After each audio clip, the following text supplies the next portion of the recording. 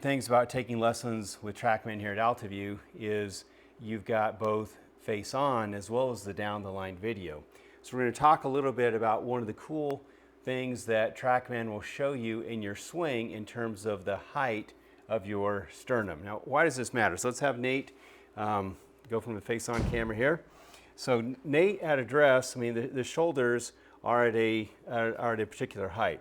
So if he stands up, right, now to reach the ball, he'd really have to kind of flip the club, right? So as you stand up, you've got to flip the club to have it be long enough to hit the ball. So Trackman will automatically draw some lines on the screen and some markers that are going to help you understand what that posture is. So in a lesson, this goes really hand in hand with your hip depth, right? Mm-hmm. So if you see people's hips coming forward, then inevitably what happens to the trunk? Up. You're going to be standing up. You're going to be standing up. So this is something that Nate really looks at a lot on his lessons. And so let's look at a couple of his swings. We'll do a bad swing and a good swing on an area that you can focus on when you look at your swing from the face-on video.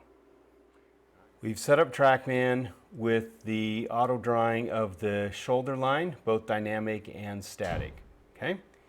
So here on the left, we've got a swing from Nate that is where he really hangs back on the trail foot, and you can see the head coming up, and there's a lot of flipping. All right, there's no, there's nothing getting to the lead side on properly on that particular one.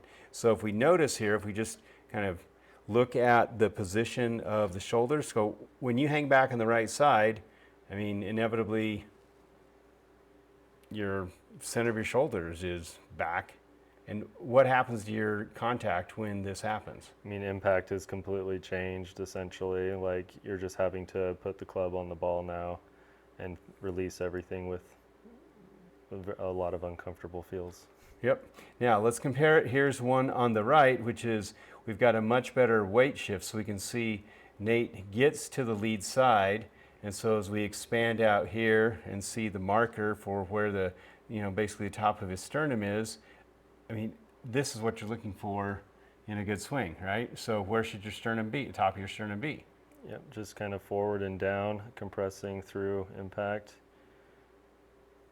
So this is goes hand in hand with where the pelvis is to maintain that posture.